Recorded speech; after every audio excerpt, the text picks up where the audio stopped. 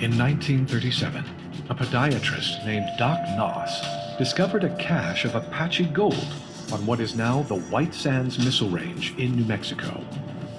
Scouting a rocky outcropping called Victorio Peak while deer hunting, Noss took refuge from a heavy rainstorm in a cave. Exploring, he stumbled upon an old mine shaft that led him to thousands of crudely smelted gold bars stacked in rows like bricks. Tragically, Noss was never able to cash in on this treasure because, whilst using explosives in an attempt to widen the cave's opening, he mistakenly created a landslide that sealed it forevermore. The legend of Noss's lost gold gained widespread attention. Where did the riches he had seen come from originally? Researchers like Greg Braden point out that there is more to this area than gold. There is actually a much more ancient system that stretches over 4 states. What we found in these areas, not so much that there is a hollow space under the desert, but there is a tunnel system, a network that connects many of the indigenous traditions in this part of the world from the area in southwestern Colorado, northern New Mexico, down towards Wild Horse Mesa. And it is this natural system of caverns that the native people say many of their traditions relate to. So they were created naturally through volcanic environments, and then they were modified to become more useful over later generations. But what the ancestors say is that in the past, this is where people have lived when the cataclysms of the past destroyed the surface of the earth. These sites are very controversial because they force historians to rethink the traditional story. Could this be true? Many of these underground caverns in North America are located in the Four Corners region, where Colorado, Utah, Arizona, and New Mexico meet. Freddie Silva brings us to another location in the Four Corners called Shiprock. I've seen grown men weep at the sight of Shiprock, or if you want to call it by its real name, Sebitai. And it's one of the most powerful places on Earth for a number of reasons. One, it's described as a navel of the Earth, and any place called a navel of the Earth is essentially a power point, as you'd expect from a navel. And it's a place of beginning where the Anasazi are said to, and I quote, land here from Venus on a metal bird. And when the bird recognized that the people were safe, the bird went into the ground and rose up as Shiprock. You can see it for about 60 miles in any direction. It's a sacred spot. We should respect that. It's one of those few places on Earth where I feel I can actually hear the brave singing and dancing. So powerful, so potent, it doesn't have to show it. It is itself. And you are suddenly reminded that you're actually crossing a veil. It's hard to put into words unless you've experienced this, but that's the power of a place like that. Billy Carson entails his personal encounter at the Four Corners area. It appears that a lot of this activity and a lot of these tunnels congregate close to this Four Corners area. Now, there's well-known stone-based stargates, is what the ancient Indians call them, and now the modern Indians are saying these are where their relatives used to go and put their heads in and actually chant some words and disappear. And then some of them will return. Last summer, I went to Arizona to see the Grand Canyon. We actually hired a helicopter and a guide to go down there because I wanted to find out if I can see any of these ancient mysteries that people have been talking about. And we landed on this Indian reservation down inside the canyon. And there's a special area that was cordoned off. So I said to the guy, I said, why can't I come over here? I don't understand. I don't see anything dangerous. He said, because NASA has taken over this part of the canyon. The way the grid system runs across the Earth, there are several places that are just like heavily energetic nodes. You'll find on many of these reservations and other holy lands held by natives that military groups have gone in and built facilities and made them off limits. Most of the time, these are actual entrances to this cavern system that honeycombs the entire Earth. A lot of these places are sacred to natives because they have stories going back many millennia of different types of beings taking them below the Earth before cataclysms to protect them. And these are the same beings that after the cataclysm would bring them back to the surface of the Earth to help them set up their civilizations again. A lot of these areas that the military will lock down are also very strong vortexes, which basically are nodes in this cosmic web Stargate system. These are places that the military lock down because they don't want you to see what's coming and going through these gates. A lockdown? If this is true, who or what could possibly be traveling through these gates or in these underground caverns? Perhaps we should consider one of the less conventional theories of evolution. If it is possible that the DNA of human beings was originally bioengineered by ancient terrestrials, could this be a link? William Bramley points out how this idea is explained. The Creator made us, we're light beings. Remember, we're energy, Creator's energy.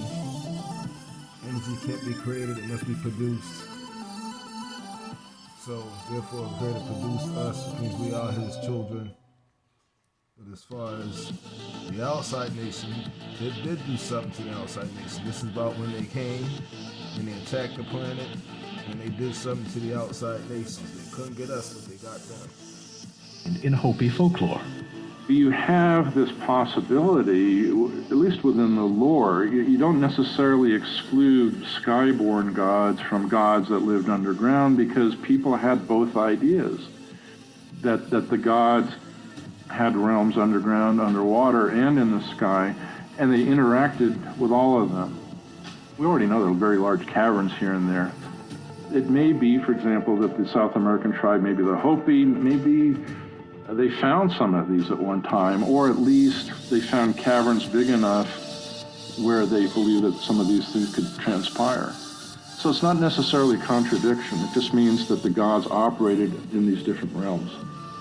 When we look at the creation stories of our past, as different as they are from one another, there are common themes that weave them all together.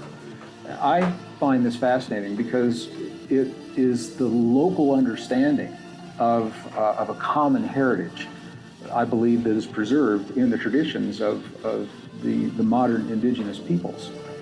One of the most obvious of these common threads is the theme of another world beneath this one, a world, subterranean world, from which our ancestors emerged. Greg Braden takes us deep into another structure in the Four Corners area that may give us an insight into how this location connects to the sky and what may lie below. One of the greatest mysteries that we're finding of ancient civilization is right in our own backyard for those of us that live in the United States, in the high deserts of northern New Mexico, Chaco Canyon. Something happened in Chaco Canyon 1,100 plus years ago that we have never seen in the history of the world before, and we never saw it duplicated since that time. We still do not know precisely who the people were that built Chaco Canyon, where they came from, why they had the advanced technology, why they had the mathematics, why they had the astronomy, the architecture, the ability to grow food in one of the most harshest environments. It's 12 miles long, 2 miles wide in some places. Within the canyon itself, there are over 2,800 archaeological sites that have been recognized. Of those 2,800, 32 have been excavated, and because they cannot be sustained, many of them were reburied to preserve them for later generations. 12 are now restored, and it's those 12 that are telling the story. That is opening the door to forbidden territory when it comes to archaeology, advanced civilizations of our past. One of the most notable places in Chaco Canyon is Pueblo Bonito. It is a very unique D-shaped architectural complex. Over 900 rooms were built into this Pueblo Bonito. Some of them are square, some of them are the circular chambers, the kivas, that play such a significant role in the traditions of the native peoples throughout the desert Southwest. And one of the reasons that this circular chamber is so important is because it ties directly into their creation story. In the circular chambers, in the kivas, there was a place at one end of the kiva called the Sipapu. And the Sipapu, in the native traditions, is where our ancestors from the past emerged from another world beneath this world. They emerge into this world time and time again. This ties in beautifully to some of the creation stories that we find everywhere from Sumeria to the Mesoamerican traditions in the Yucatan. There's a common theme that runs through all of these stories, and that common theme is that the people emerge from a world that is underneath, it is below the world that we know now. Is this yet another reference to human creation beneath the surface? What might be Chaco Canyon's connection to the stars? When the Viking missions began sending back the images from Mars, over 19,000 images from the orbiter as it was circling. And as those images now have been refined and we have a better sense of what they are, lo and behold, there is on the surface of Mars a temple complex that looks precisely like an unexcavated Pueblo Bonito in Chaco Canyon, the very unique D-shaped structure that we find nowhere else on this planet in the past. It's nothing that we find contemporary. The only other place we find an example of this structure is on the surface of Mars. Now, the people of Chaco Canyon, we don't know, as I mentioned, precisely who they are, but we know that they had an advanced understanding of physics, of astronomy, and mathematics. There's a place in Chaco, a 400-foot tall butte called Fajada Butte. And at the top of Fajada Butte is a mysterious structure that scientists are now calling the North American Stonehenge. Now, you wouldn't necessarily to look at it because there are 3 vertical slabs made of the same material as the native Earth. In the 1970s, it was recognized that on the solstice and on the equinox, the way the sun comes and the light shines through these slabs against a spiral design on the wall at the back of the slabs, it actually pinpoints precisely the summer solstice and the equinox, as well as lunar cycles. And this was something that has never been seen before. It's so rare that scientists were reluctant to even embrace the possibility that it was actually happening. And it was only when laser-guided imagery was used to mimic the solstices and the equinoxes at different times of year that scientists were able to pinpoint precisely that, yes, this is what was happening on Fajada Butte. If the Four Corners area holds some kind of power beneath the Earth that humans might have emerged from, is it possible that the inhabitants of Chaco Canyon built these locations to connect with an ancient spacefaring race beyond Earth? What the scientists found was that from Chaco Canyon were a series of roads that radiate in perfect lines from Chaco into other archaeological sites like Hovenweep and Mesa Verde, for example, the Aztec National Monument. Perfect lines, perfect roads. When they reached a rock or a boulder in the middle of the road, they didn't go around. They went right up over there, absolutely perfect. And part of the reason this is a mystery is because these people had no wheels. What were they using? A perfect road, absolutely straight, 36 inches wide with no wheels in their culture. What were they using these roads for? This is one of the mysteries that the scientists are looking at now, because it appears that Chaco was never inhabited to the full extent that it could have been. It had the ability to sustain thousands and thousands of people, but there's no evidence that those thousands of people ever lived there. So now the thinking is that it was a gathering place during very specific times that were predicted and calculated by Fajada Butte, where people from the other traditions would converge on Chaco using these roads. And many of the astronomical images that we're seeing now link Chaco to what we see happening in Venus, what we see happening on Mars. So it's very possible that what we're seeing in Chaco Canyon is an example of an advanced technology using the materials that are available in this world to mimic and duplicate a knowledge and a wisdom that has been known from somewhere in the past. Could Chaco Canyon be mimicking something more ancient than we know today? When you look at at these ancient beings that are described in the ancient text and you look at the modern day UFO accounts, you're probably really looking at the same beings, but that does not mean that they're coming from across the galaxy.